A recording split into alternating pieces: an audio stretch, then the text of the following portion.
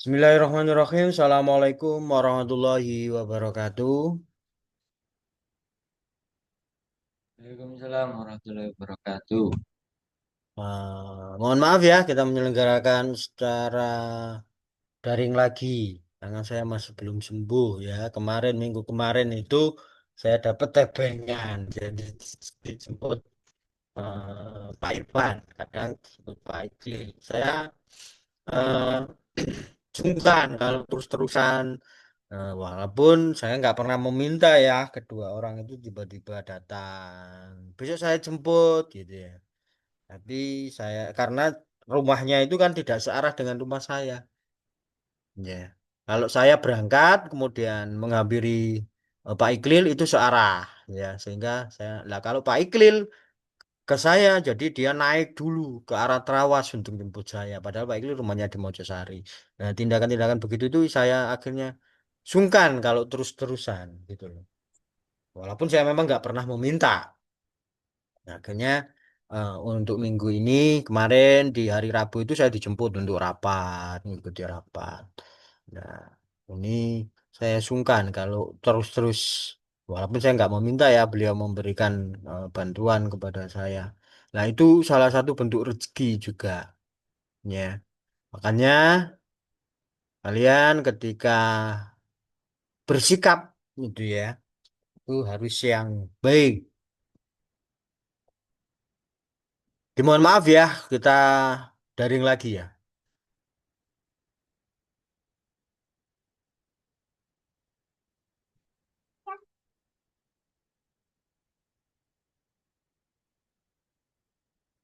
Saya share screen dulu ya, share screen dulu. Sudah muncul share screen-nya?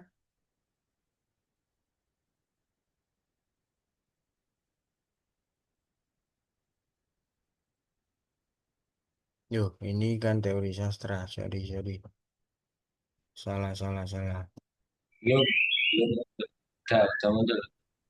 Ya, ya. Keliru, keliru PPT. Saya ganti dulu. Kita di teori sastra, kelas sebelumnya. Ini berarti sosiologi sastra ya. Sosiologi sastra. Ini dia.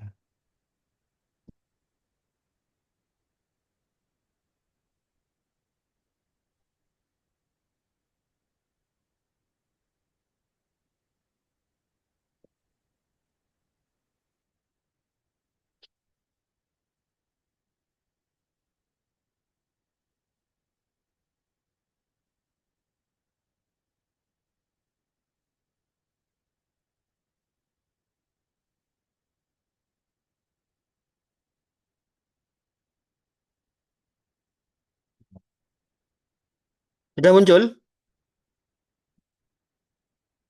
Sudah, Ampun.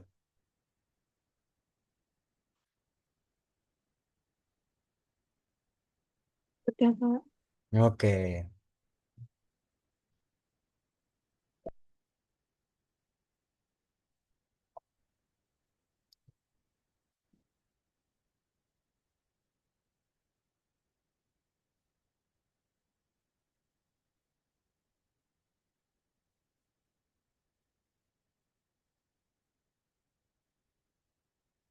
Nah, hari ini kita akan berbicara tentang hakikat dan pengertian karya sastra dalam perspektif sosiologi sastra.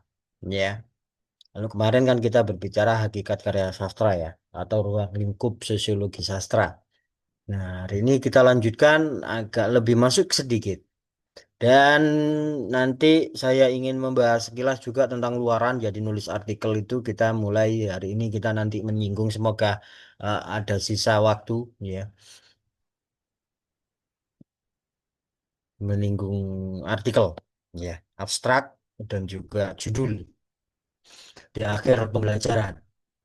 Untuk tujuan pertemuan hari ini, yang pertama yakni bisa memahami hubungan antara sastra dan masyarakat. Ya, kenapa? Karena lingkup kita berbicara soal sosiologi sastra. Yang kedua itu bagaimana nanti kalian bisa mengetahui pengertian karya sastra dengan perspektif atau pendekatan sosiologi sastra. Ya. Dan yang terakhir, tujuan dari pembelajaran hari ini, kalian mampu menjelaskan hakikat karya sastra sebagai produk sosial budaya. Jadi tidak sekadar sebagai produk intelektual, produk pengarang, tetapi karya sastra itu harus bersuara, menyuarakan kehidupan sosial dan menyuarakan kehidupan budaya. Ya, jadi itu capaian pembelajaran yang harus kita dapatkan untuk hari ini. Ya, untuk mencapai target itu, ya, yang pertama maka kita harus mendudukkan posisi sastra, ya, di tengah-tengah masyarakat kita. Ya, karya sastra memang tidak banyak dibaca oleh orang. Karya sastra tidak banyak dibaca oleh masyarakat kita. Ya. Itu saya mengindikasi bahwa chaosnya negara ini salah satunya karena banyak orang-orang tidak membaca karya sastra. Ya. Saya yakin ketika orang-orang ini sudah mulai membaca karya sastra semuanya, ya, dan membuka kesadaran berpikirnya, ya, ini mungkin tidak sekeos ini nanti Indonesia ya. Ya. Saat ini kan kalau saya membaca ini eh, chaos gitu ya. Salah satu fenomena yang terbaru kemarin itu bahwa Trans 7 ya itu sudah memandang pesantren ya sebagai bentuk-bentuk feodalisme. Ya.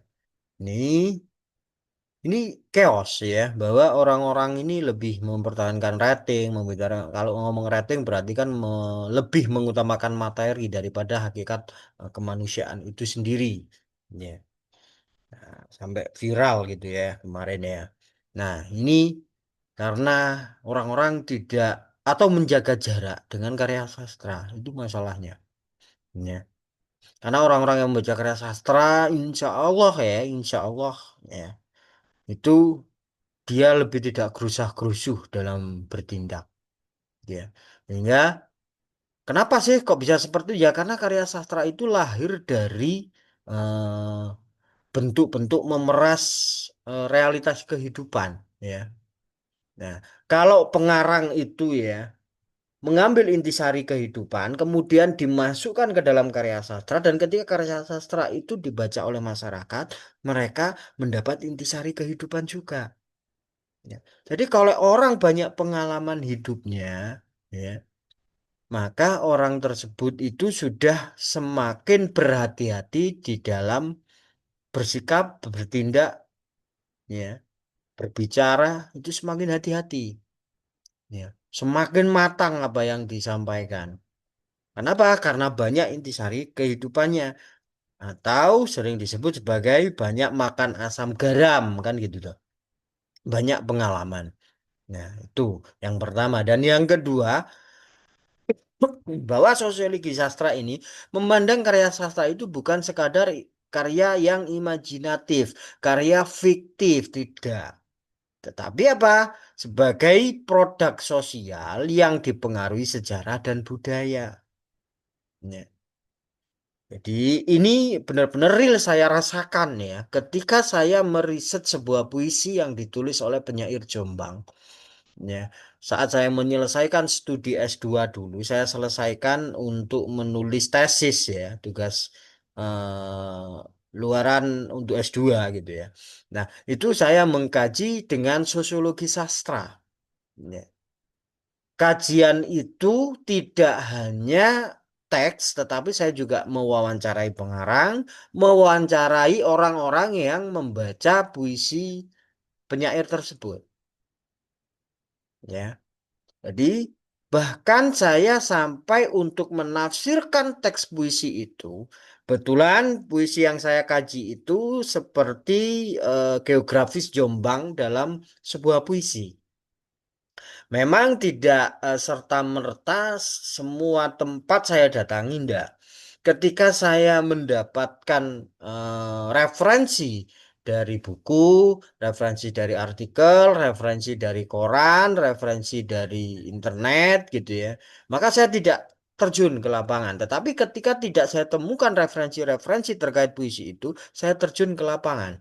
Nah, ada satu puisi yang benar-benar akhirnya membuat saya merinding ketika saya berada di sana. Itu Jombang yang di ujung paling ujung di bantaran Kalibrantas gitu ya. Di dalam puisi Bintang Nur Rahmat itu disebutkan ada peristiwa di sana ya PKI ini membunuh orang-orang yang tidak sepaham dengan mereka di bantaran Sungai Brantas itu di Jombang sana ya ketika saya di sana masuk dari jalan yang di bantaran kali itu ya saya tiba-tiba bergidik dan merinding. Kenapa? Karena saya tahu di sini orang-orang itu dibantai PKI ya. Nah, ini loh, ini yang namanya produk sejarah. Puisi sebagai produk sejarah. Puisi sebagai produk budaya. Ya. Saya dari dulu lewat di situ nggak pernah merinding. Tapi setelah membaca puisi Bin Nur Rahmat, saya kaji dengan detail ya. Saya lewat di situ merinding. Ya. Ini loh yang dimaksud sebagai karya sastra sebagai produk sejarah atau produk budaya. Ya.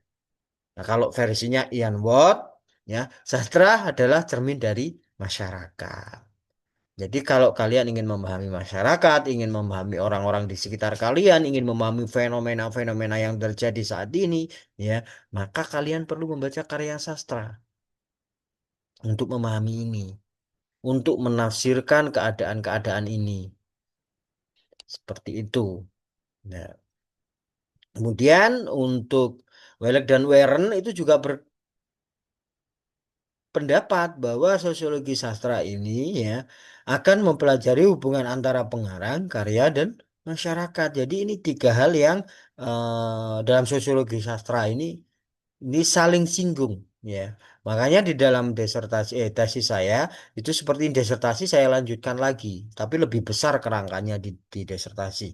Sehingga saya bisa melahirkan di disertasi saya tugas S3 ini melahirkan teori baru yang namanya strukturalisme profetik yang nanti kalian saya minta untuk menggunakan teori ini untuk analisis luaran ya. Tuh. Kemudian kalau menurut Lawrence dan Swingwood, ya ini mengatakan bahwa studi tentang karya sastra sebagai dokumen sosial yang mencerminkan struktur dan perubahan masyarakat. Lah ini lebih detail lagi, mencerminkan struktur dan perubahan masyarakat. Ya. Jadi melalui karya sastra ini bisa memahami perubahan-perubahan itu. Makanya presiden, siapa ini presiden Amerika saat ini itu siapa? Nah, itu sebelum menentukan kebijakan dia membaca karya sastra, ya. Belum mencetuskan walaupun banyak polemik ya. Itu yang membaca karya sastra saja keputusannya banyak yang eh, berpolemik, apalagi nggak membaca karya sastra. Hmm. Nah, sehingga fokusnya apa di sosiologi sastra? Ini kita bisa memahami hubungan timbal balik antara teks dan konteks sosial. Itu yang saya mengatakan bahwa saya mendapatkan dampak yang besar ya dari sastra ini karena saya serius menekuni itu ya saya sebagai selain sebagai dosen saya juga menulis karya sastra ya kemudian sebagai dosen saya meneliti tentang karya sastra ya saya sudah lama di sini di bidang kesusastraan ini ya sejak 2003 saya tekuni secara serius di 2008 ya berapa tahun berarti lebih kurang lebih 26 tahun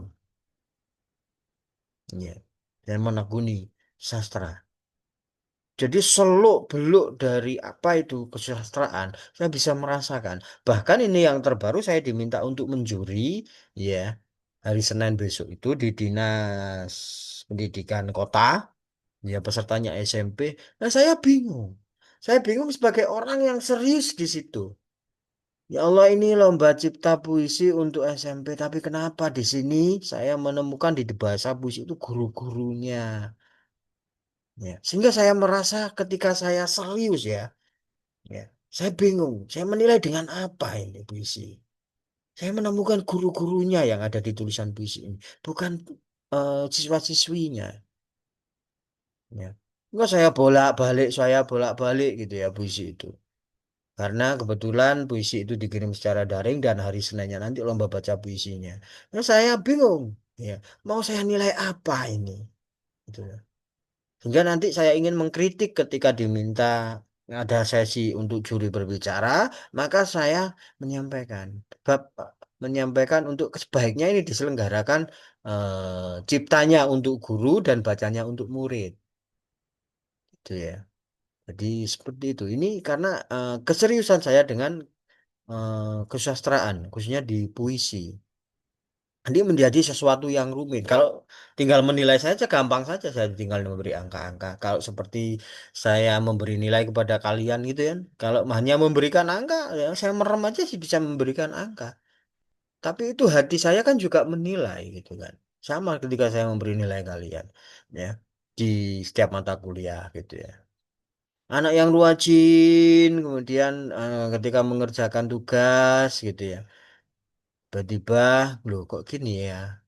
Kok tidak sesuai dengan kerajinannya ya? Ya, akhirnya nilainya 40 karena dia rajin ya saya beri nilai 80. Anak jarang masuk gitu ya. Kemudian ketika UTS atau UAS bagus gitu. Ya akhirnya karena jarang masuk ya saya turunkan. Dia dapat 100 ya akhirnya saya jadikan 80. Ya, ini adalah proses-proses bagaimana kita teks dan konteks. Ini saya pelajari dari sosiologi sastra. Ya. Bahwa teks itu tidak bisa lepas dari konteks. Ya, seperti itu. Nah, ini yang saya dapatkan dan saya terapkan ketika saya mengajar, ketika saya sebagai praktisi sastra. Gitu ya. Ini salah satu bentuk ya bagaimana sosiologi sastra itu eh, membangun pola berpikir saya. Gitu ya. Nah, selanjutnya untuk hakikat karya sastra, ya, sastra ini sebagai cermin masyarakat. Karena sebagai cermin itu pasti akan ada nilai, pasti akan ada konflik, dan pasti ada aspirasi sosial. Makanya melalui karya sastra ini bisa membangun sesuatu, ya. Karena aspirasi sosial, ya. Pondasi-pondasi itu bisa terbangun, gagasan-gagasan itu bisa terbangun. Contoh konkretnya seperti apa, Pak? Contoh konkretnya ya, Orde Baru dulu diturunkan melalui puisi-puisi salah satunya. B.S. Rendra membacakan puisinya yang heroik itu ya. Di atas gedung bertingkat dan di bawahnya itu mahasiswa-mahasiswa. Itu akhirnya tergerak ratusan bahkan puluhan itu ya. Ratusan bahkan ribuan mahasiswa akhirnya bisa melengsarkan kepemimpinan Soeharto. Ya. Kemudian sastra sebagai produk budaya. Nah, seperti yang saya sebutkan tadi ya. Ini karena apa dibentuk sistem sosial dan ideologi. Ada ideologi yang dititipkan. Jadi Binhat ini ketika di Jombang mengerangkai dirinya dengan sejarah dan religiusitas. Sejarah karena mungkin ya mungkin di Jombang itu dia banyak menemukan artefak-artefak sejarah. Ya. Kalau di Jakarta dulu gedung-gedung tingkat saja tidak menemukan itu. Nah, sehingga di dalam puisinya ini kerap kali banyak bicara soal sejarah. Nah, kemudian religius. Kenapa? Karena sekarang dia menjadi pengasuh pesantren, menikah dengan seorang Ning, anaknya Kiai. Akhirnya penyair ini menjadi pengasuh pesantren juga. Sehingga puisi-puisinya akhirnya juga ada nuansa-nuansa religius. Ada ideologi di sana. Ya, sebagai seorang kiai, sebagai seorang gus, ya. Tentunya sudah menjadi tidak etik lagi ketika menulis seksualitas dalam karya sastranya. Hingga dia mulai mengubah tematik yang seksualitas menjadi religiusitas. Nah, ini adalah sistem sosial, ya. Tidak ada kaitannya antara tulisan dengan realita gitu misalnya ya. Tetapi sistem sosial ternyata mempengaruhi pengarang akhirnya mengubah pola menulisnya. Ya. Nah, kalau sastra sebagai alat kritik sosial ini juga diterapkan Rendra tadi yang saya contohkan gitu ya. Pinhat juga menerapkan itu, penyair-penyair yang lain juga menerapkan itu. Wiji Tukul dia nggak diketahui keberadaannya karena mengkritik gitu ya.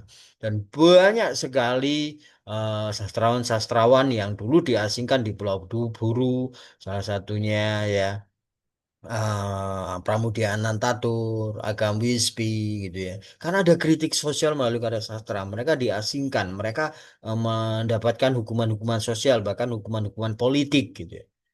Ya, karena karya sastra memiliki potensi untuk itu. Ya. Hanya penulis ini salah satu aspek di masyarakat yang ditakuti oleh pemerintah. Salah satunya. Banyak elemen-elemennya ya kan. Seperti ketika kemarin disenggol seorang kiai sepuh di Lirboyo disenggol oleh Trans 7 ya. Masa yang bergerak. Karena apa ini elemen ya. Ini elemen yang bisa menyuarakan perubahan-perubahan. Walaupun sang kiai tidak menyampaikannya, tetapi santri-santrinya di seluruh Indonesia bersuara. Itu karena ini pondok besar yang salah satunya yang memberikan tokoh-tokoh besar yang membangun Indonesia, Lirboyo. Ya. Teks, kemudian tiga unsur utama dalam sosiologi sastra seperti yang saya singgung di awal ya pengarang, karya sastra, dan pembaca. Ya. Kalau pengarang ini tentunya dia sebagai lapisan dari masyarakat itu sendiri. Pengarang ini sebagai seorang intelektual sehingga pikiran-pikirannya, gagasan-gagasannya dalam karya sastra itu menelurkan yang namanya ideologi. Ya, ideologi ketika masuk ke dalam karya sastra nanti bisa mempengaruhi yang membaca. Ya, nah akhirnya karena nanti kalau terpengaruh maka ini akan membentuk lingkungan sosial ya. Jadi orang karya sastra bisa memberikan dampak ke orang, orang tersebut yang akan membentuk lingkungannya dari karya sastra itu. Itu bisa seperti itu karya sastra. Ya, tetapi ya tidak banyak orang yang memilih masuk ke sana. Ya, jiwa-jiwa untuk revolusioner itu tidak semua dimiliki oleh lapisan masyarakat atau setiap orang gitu ya. Nah, terus kok bisa seperti itu ya? Karena karya sastra ini bisa mencerminkan realitas sosial, konflik kelas, nilai, ideologi. Ya. Nah, kalau pembacanya posisinya ya sebagai interpretator atau sebagai apresiator, ya. Kalau dia tidak punya referensi atau pengalaman-pengalaman sosial, dia tidak bisa menerima gagasan yang disampaikan pengarang. Tidak bisa. Makanya membaca karya sastra itu harus punya pengetahuan-pengetahuan yang banyak ketika membaca serius ya. Tidak sekadar hiburan. Tapi kalau membaca serius misalnya ngomong soal gender, gender itu apa? Ya, harus diketahui. Nah, batasan-batasan gender itu seperti apa? Bagaimana wanita, perempuan gitu ya. Di lapisan rumah, di lapisan lingkungan desa, di pesantren, kemudian di sekolah, ya, di lembaga-lembaga yang lainnya. Itu bagaimana? Nah, ini kalau sudah mengetahui itu, maka bisa menangkap gagasan pengarang yang ngomong soal aspirasi gender. Misalnya. Kalau kita tidak memiliki referensi ya sekadar menerima hiburan saja dari karya sastra itu. Nah, cari contoh yang mudah dan dekat mungkin dengan kalian ya Laskar Pelangi ini ya. Sudah membaca kan Laskar Pelangi? Sudah. Jangan-jangan belum ada yang pernah membaca Laskar Pelangi ya. Ini kan populer sih, Rek. Masa gak pernah membaca? Tidak pernah ya? Belum, Pak. Wah, gawat ini yang populer aja nggak dibaca, apalagi yang serius ya. Wah, tambah gak dibaca lagi. Gawat ini. Ya, wes saya ceritakan saja ya. Karena Andrea Hirata melalui Laskar Pelangi ini bisa memberikan dampak sosial yang besar. Ya, akhirnya difilmkan juga Laskar Pelangi itu ya. Karena apa? Berbicara soal pendidikan, kemiskinan, ketimpangan di Belitung sana. Ya, sehingga ini dampaknya apa? Dari karya sastra akhirnya berdampak ke media modern atau film. Ya, jadi berubah bentuk alih dari teks menjadi film. Nah, dan nilai sosialnya apa di situ perjuangan, harapan dan solidaritas. Bagaimana sekolah di Belitung ya digambarkan begitu tragisnya kayak gitu ya. Terus ada juga pesannya apa? Pesannya pentingnya pendidikan sebagai sarana perubahan sosial. Bagaimana di situ seorang guru ketika muridnya nggak datang, gurunya malah datang ke sana menyebut kenapa. Akhirnya konflik dengan orang tuanya gitu ya. Nah itu diceritakan ada data di dalam Laskar Pelanginya, dalam novelnya. Nah, ini Karya Hirata itu memang terjadi di sana lah, itu direfleksikan oleh Andrea Hirata di dalam novelnya. Nah, karena ini bisa menggugah inspirasi sosial, itu diangkat menjadi film.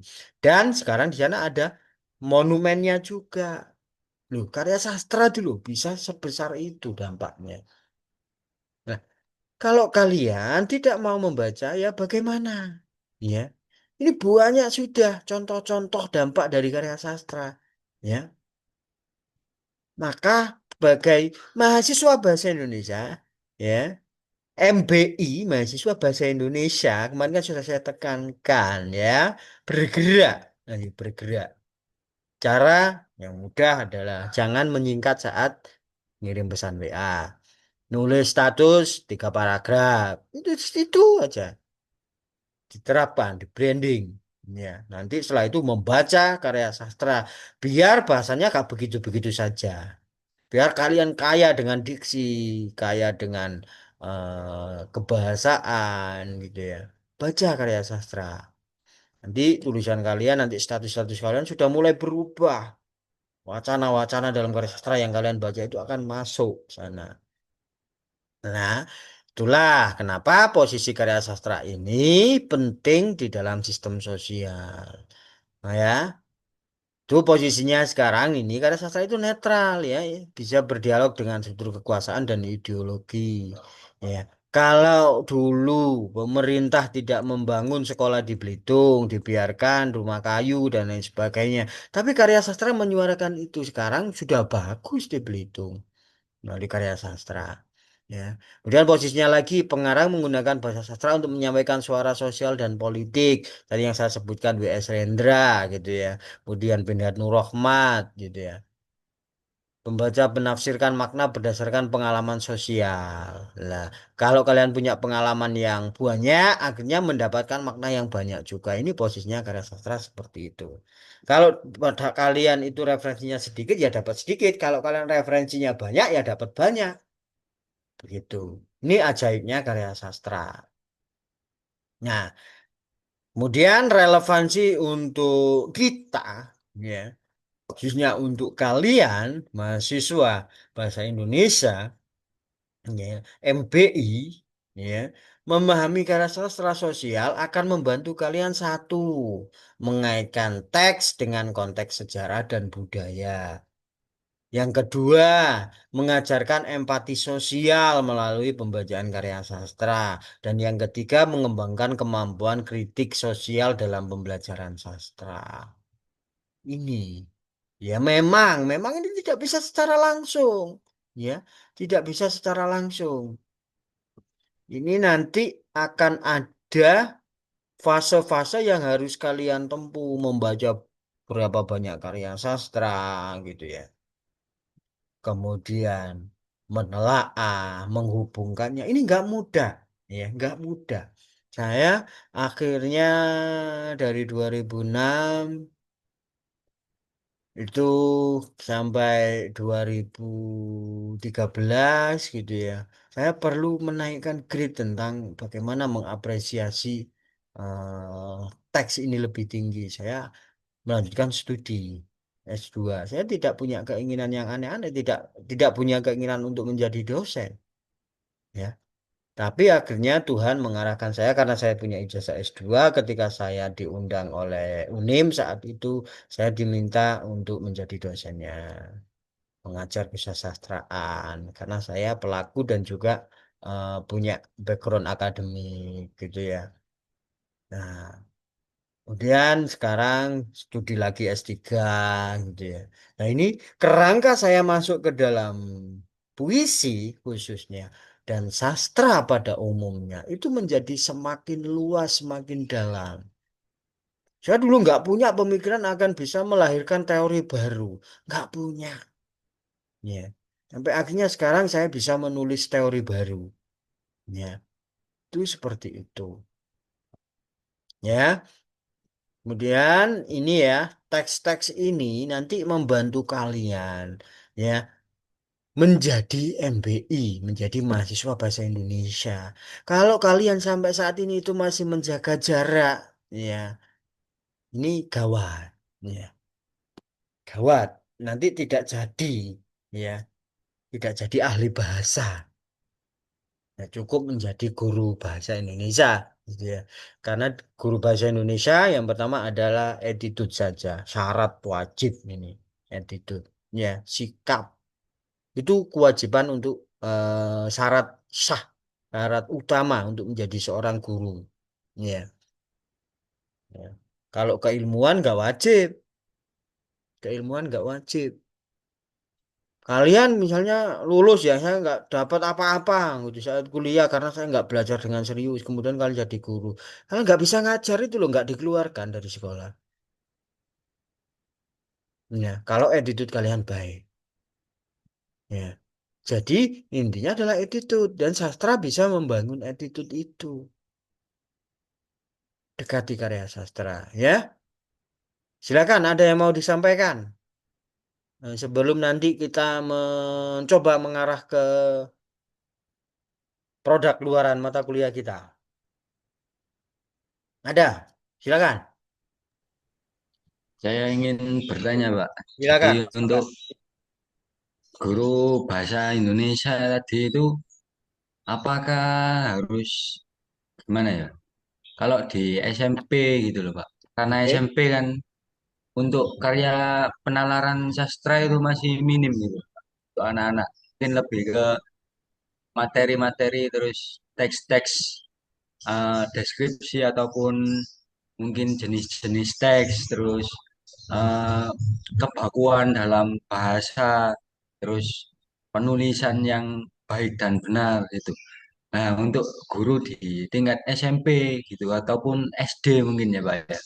Apakah itu Pak sastra itu perlu diperdalam lagi sementara fokus kita kan untuk apa ya membuat anak itu nyaman dulu di pelajaran bahasa Indonesia gitu Pak. Kalau sastra itu kan mungkin dibilang kalau untuk mendalami itu eh, butuh penalaran gitu. Jadi anak SD, SMP ke bawah itu kan kayak belum itu Pak, mampu gitu. Itu aja sih Pak. Mm-mm. Betul, betul itu masalah, betul. Ya, betul seperti itu. Tetapi nggak usah terburu-buru. Maksudnya nggak usah terburu-buru itu gimana? Sekolah itu untuk nanam, ya. Sekolah itu untuk nanam, ya. SD, SMP, SMA itu nanam, ya. Tanaman itu sudah mulai tumbuh ketika kuliah. Itu tumbuh, ya. Tumbuh, berbiak, gitu ya. Di kuliah. Karena apa? Pemikiran mulai pecah. Ya. Pemikiran mulai pecah. Karena di zaman SD, SMP, SMA kan nggak ada pergerakan loh. Jadi siswa SD demo ke pemerintah nggak ada. Siswa SMP demo nggak ada. Baru ada kemarin SMK ya demo. Ya.